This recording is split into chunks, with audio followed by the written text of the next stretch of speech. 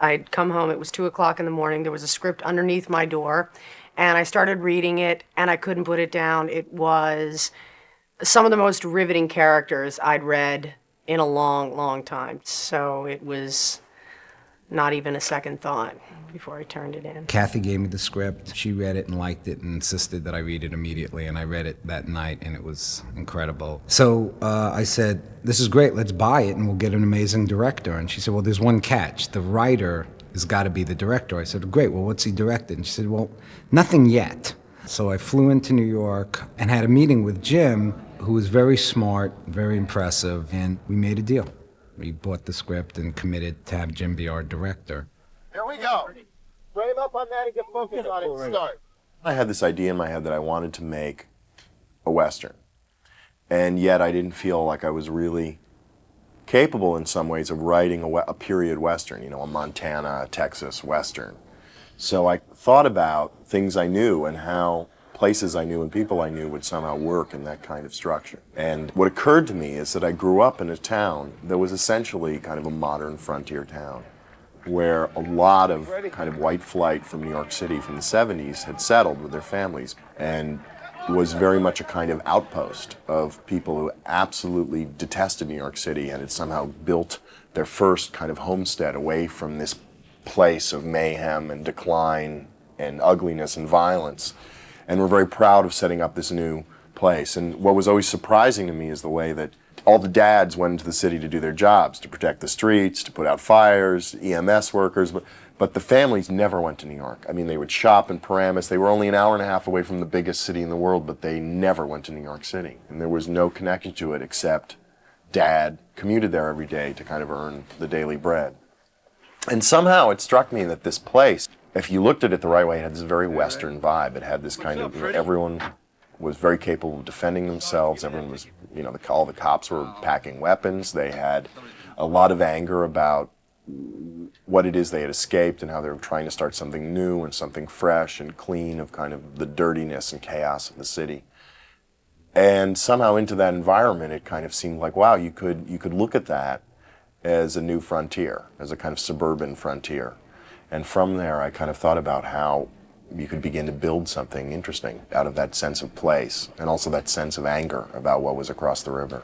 In thinking about it as a Western, what I was concerned with is that the movie not just be this real-life cop movie. It isn't. It's a fable. And in a sense, Westerns are fables. They are real constructions. The Native American reservation is here, the Wild West town where lawlessness is here, the frontier, the homesteaders trying to build a beautiful place is here. Nothing was ever really that simple or clean in the real West.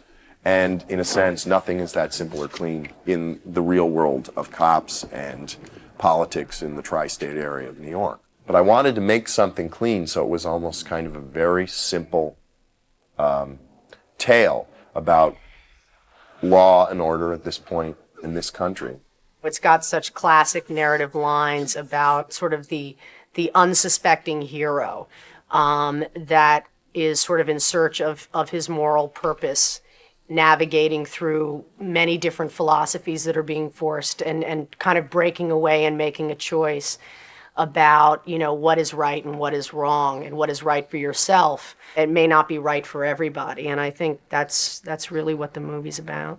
It's an incredible script. I mean, I guess people say that all the time, but if you look at this cast and you realize that in the scheme of movies, it's a so-called low-budget film, you wonder how they got the cast that they did, and you just have to look to the words. It's like a very nearly perfect script. We developed the script for a little bit under a year and then started getting it out to just agents. And Sly was the first person that came on board, and that was an amazing moment. When I started out doing like Lords of Flatbush and, changing in the back of a station wagon and all those starving actor stories, and now you come back in a way that you've basically seen every aspect of the business, and you long to be back in the back of the station wagon again. When the idea first came up for Sly to do this movie, it was really surprising to me, and something that I was like, why would he want to play this character? He plays, these men of intense decisiveness and action and physical strength. But that, in a sense, is why he was interested in the picture. I think Sly got to a point where he's very interested in making some kind of departure from the kind of roles that people expected him in. Well, I just thought it was an opportunity, time for change, and it was presented by Harvey Weinstein. The first time I read the script, and then I saw his film Heavy, and I realized he was an extremely fastidious and realistic filmmaker. And then when I met him, he had a rather mature point of view.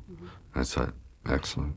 After Sly agreed to do the movie, it was just, who are we going to put opposite him that can somehow contain him and, for the audience, be a kind of physical, mental, and visceral, intimidating force.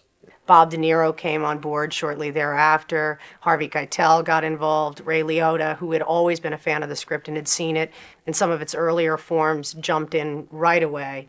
So it just kind of again reinforced, the power of the writing and how great it is for actors, I think, when they finally get to read something that has meaning and has great characters.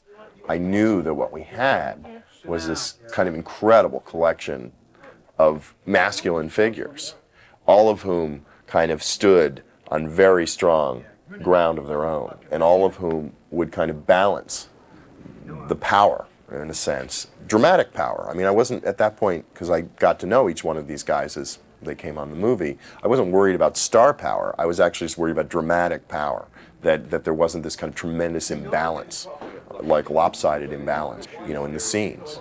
The sense of the set was always an acting ensemble. Different levels of star hierarchy and stuff were very transparent and didn't really, for me, exist all that much. I've done a lot of ensemble pieces before, and it's always a lot of, managing and scheduling, but everyone loved the script, and I think, Bob De Niro, who started the show, he worked with us the first 2 weeks of shooting, really was key in setting this great tone for keeping the independent spirit of this in the face of all of these powerful actors that have done big movies in Hollywood.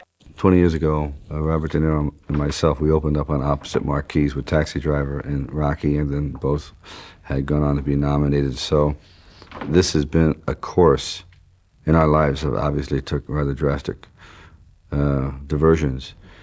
And to come around 20 years later is pretty miraculous, because I have been considered to be part of another genre, and he in his own.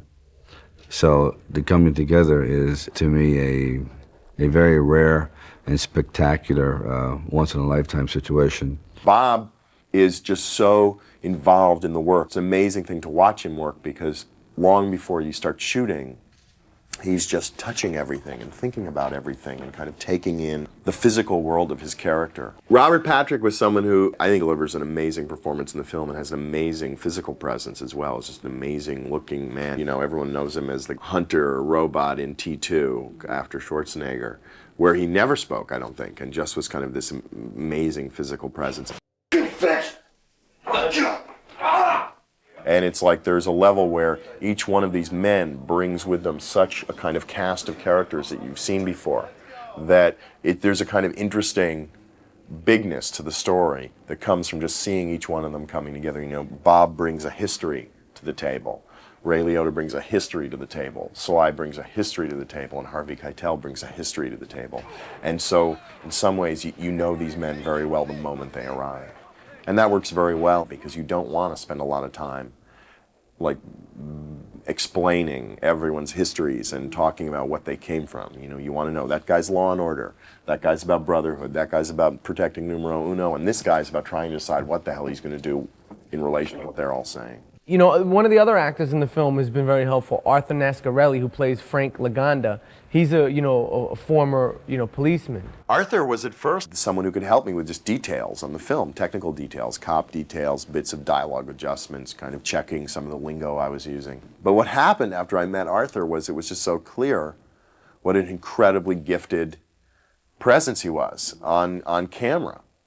And as we were going through the casting process, partly because I hadn't really thought of him when I met him as an actor, I didn't really right away think he should play Laganda. And then suddenly it just occurred to me that every time I saw him, I felt like I was just breathing in this kind of incredible sense of reality about what it is to be a cop, what it is to be a cop who's seen a lot of things. And also what a help that wealth of information and texture would be to the other actors in the film. I was a member of the New York City Police Department for 20 years and 5 months, exactly.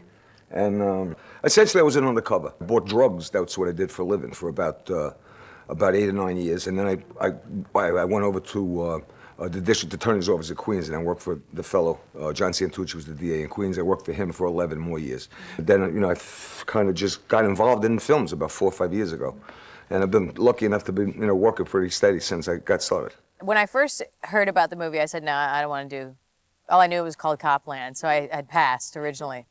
And then my agent said, just watch Heavy. It's this guy James Mangold, who did this movie Heavy. So I watched Heavy and was blown away by the choices, that I felt he made as a director and the pace of it and the story.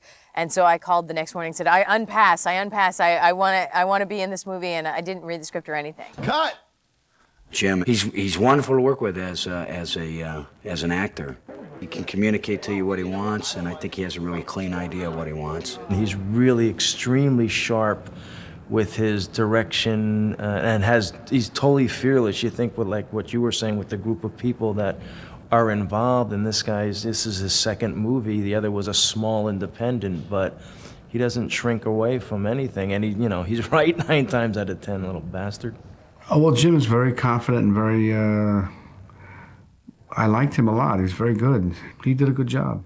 To see him running a set, walking onto a set with Keitel, De Niro, Stallone, all these guys in our movie, and to listen to everyone, to field ideas, but to basically at a certain point say, okay, I've heard everybody, this is this, I'm the director, this is the story we're going to tell now.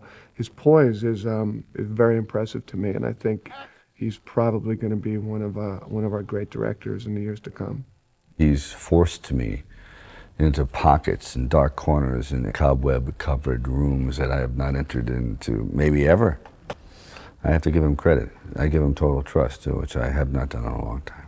Yeah, catch the door, watch him go away, and then come back inside. You can just lean toward camera and then kind of lean into your own chair. I like it. Okay.